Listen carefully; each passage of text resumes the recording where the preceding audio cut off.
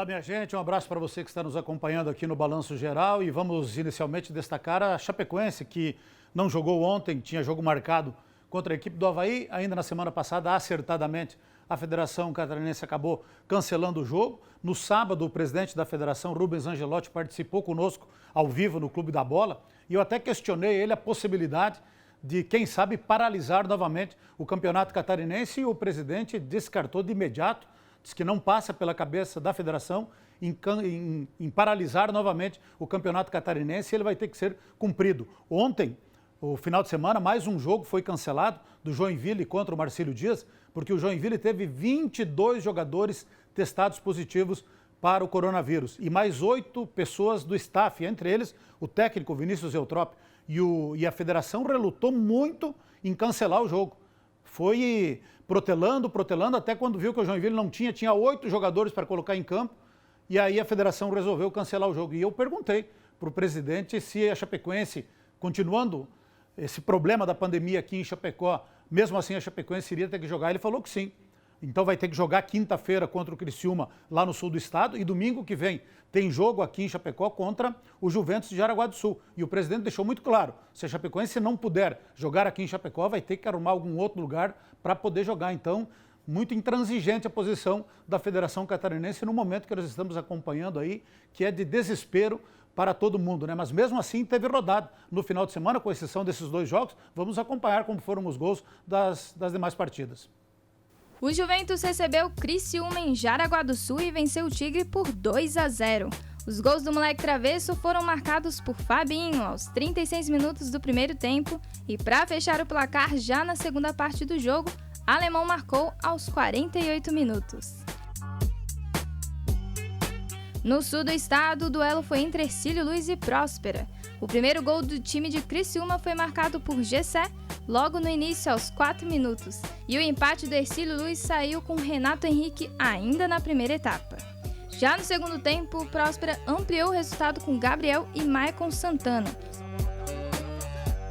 O time de Tubarão diminuiu com Rafael Rosa, mas não foi o suficiente. A equipe do Próspera venceu o jogo por 3-2.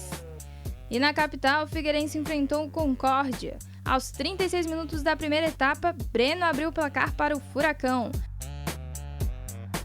Fabrício Bigode ampliou para o Figueira no início do segundo tempo e Ale Santos para fechar com chave de ouro aos 40 minutos. Figueirense 3, Concórdia 0. E no Vale do Itajaí, a equipe do Brusque venceu o Metropolitano por 1-0. O único gol marcado da partida foi pelo reizinho do Vale, Thiago Alagoano. Com o resultado da partida, o Brusque vira o líder do campeonato catarinense. Tá aí então os jogos, os resultados do final de semana, uma derrota, né, dura do Concórdia pelo placar de 3-0, um jogo duro para acompanhar, não foi fácil. Olha, a transmissão minha, gente, não foi fácil, queda de energia elétrica, mas é o tipo de jogo que o Figueirense foi lá, fez 1-0, aí um gol contra, como a gente observou aí, depois terceiro gol, quando o Concórdia tentava reagir no jogo, e um resultado amargo de 3-0 para a equipe comandada pelo Emerson Cris, que tem a pior campanha entre os 12, pelo saldo de gols, está na última colocação, então Concórdia vai ter que reagir. Ainda em relação à Chapecoense, final de semana foi de muito bolor internamente na Chapecoense, em função, né, ainda começou semana passada, quando o Humberto Louser não foi lá comandar o time lá em Concórdia, aí vazaram informações de dentro do clube, informações internas que não deveriam ter vazado. Isso aí causou indignação a Humberto Louser, que fez uma nota muito dura, publicou no seu Instagram, dizendo que tudo aquilo que havia sido planejado entre ele, a diretoria, departamento de futebol, de planejamento de início de temporada, não estava sendo cumprido, que essas informações internas haviam vazado por alguém de dentro do clube e criou um ambiente ruim. Um ambiente ruim totalmente desnecessário.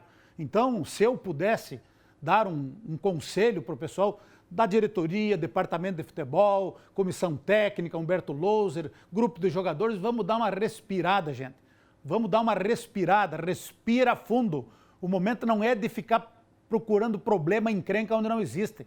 Então vamos dar uma respirada, vamos dialogar, vamos conversar, sabe? Vamos dar uma acalmada no ambiente, que a gente está vendo que nós estamos passando aí, e aí vamos ficar criando intrigazinha que não ajuda em nada, pelo amor de Deus, né? São todos adultos, profissionais, são campeões da Série B do Campeonato Brasileiro, estão num clube que é de Série A de Campeonato Brasileiro, então vamos parar de picuinha, como dizia o nosso saudoso Edson Luiz Picolé, vamos dar uma baixada de bola geral e vamos dar uma respirada e continuar trabalhando dentro da medida do possível antes que amanhã ou depois tenha que parar tudo. Daí para tudo de vez. Então, pensem nisso porque não vale a pena ficar criando desgaste num momento tão terrível como nós estamos passando aqui. Dito isso, vamos destacar a Copa do Brasil. Ontem, meio que deu a lógica lá na Arena em Porto Alegre. Palmeiras 1-0. Bola especial para uma noite especial.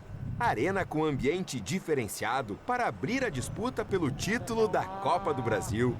Vencedor em 5 oportunidades e com a possibilidade de uma nova conquista, o Grêmio recebeu o Palmeiras. E foi um jogo mais disputado do que bonito, mais marcado do que com chances de gol.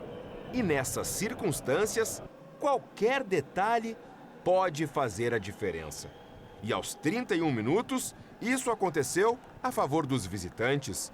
Depois da cobrança de escanteio, Gustavo Gomes subiu sozinho para marcar o gol da partida. 1-0 Palmeiras. As tentativas de Alisson foram as melhores do Grêmio na primeira etapa, as duas sem sucesso. E a situação tricolor só não ficou pior porque Luiz Adriano desperdiçou essa chance.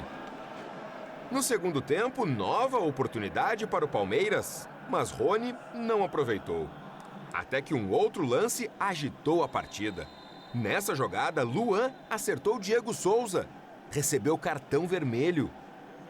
Com um jogador a mais, Renato mexeu na equipe. Foram diversas alterações. A que mais surtiu efeito foi a entrada de Ferreira, que arriscou, mas parou em o Everton e insistiu.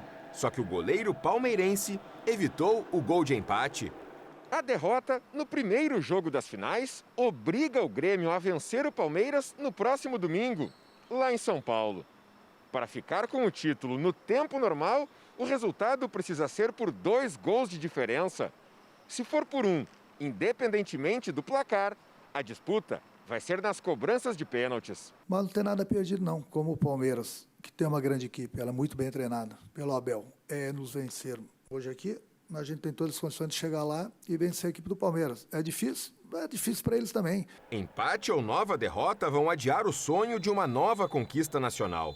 No primeiro encontro, entre os finalistas, o Grêmio não foi bem. Não é que o Grêmio tenha jogado bem. Eu não concordo com vocês que o Grêmio tenha jogado mal. Eu já falei para vocês, é uma decisão, é um jogo bastante estudado. Não fico lamentando o jogo de hoje somente pelo gol, lógico, porque é uma final e uma final tudo pode acontecer. E agora vai ter que buscar inspirações para fazer história na capital paulista. Tá aí então a derrota do Grêmio. O Palmeiras é melhor, foi superior ao Grêmio. Quando estava 11-11, o Palmeiras fez 1-0. Aí, muitos criticando o Paulo Vitor. Com o Paulo Vitor é ruim, com o Vanderlei é pior ainda. Volta o Paulo Vitor, é desesperador. Volta agora o Vanderlei, trocar o ruim pelo pior. Então não tem goleiro, o Grêmio não tem goleiro, não adianta. E aí a zaga ficou assistindo o Gustavo Gomes fazer 1-0. Depois o VT mostrou tudo ali. O Adriano teve chance de fazer 2-0, o Rony 3-0, quem sabe até, ou pelo menos o segundo gol, quando estava 11-11. Aí o Luan infantilmente foi expulso, aí equilibrou o jogo, aí o Grêmio até teve mais posse de bola. O Renato, como é do costume, colocou 7, 8 atacantes, mas não criou quem sabe, uma oportunidade viva de gol. Então, o Palmeiras é melhor, está mais inteiro, time de maior imposição física, o Grêmio, aquele futebol tico-tico, mas o Palmeiras deixou de abrir uma bela vantagem no jogo de ontem. Em termos de placar no futebol, 1-0, pode ser revertido, mas o torcedor do Grêmio sabe que vai ser difícil pelo futebol que o Grêmio está jogando. Mas, como diria aquele famoso comentarista esportivo, não existe o impossível no futebol. Essa é a esperança do Grêmio. Como diz o gaúcho, não está morto quem peleia, mas que vai ser difícil, vai ser difícil. Grande abraço a todos e amanhã tem mais esporte aqui no Balanço Geral. Vamos tocando o barco, seu Pradão, mas não tá fácil. Futebol tico-tico. Futebol tico-tico. Como diria o China, campeão do mundo, técnico da Chapecoense, quando ele chegou aqui, ele falou assim, o time da Chapecoense é muito meigo e o time do Grêmio é muito meigo, é muito tico-tico. Falta um dinho ali no meio de campo do Grêmio. Aí, ó. Falta um din, ó.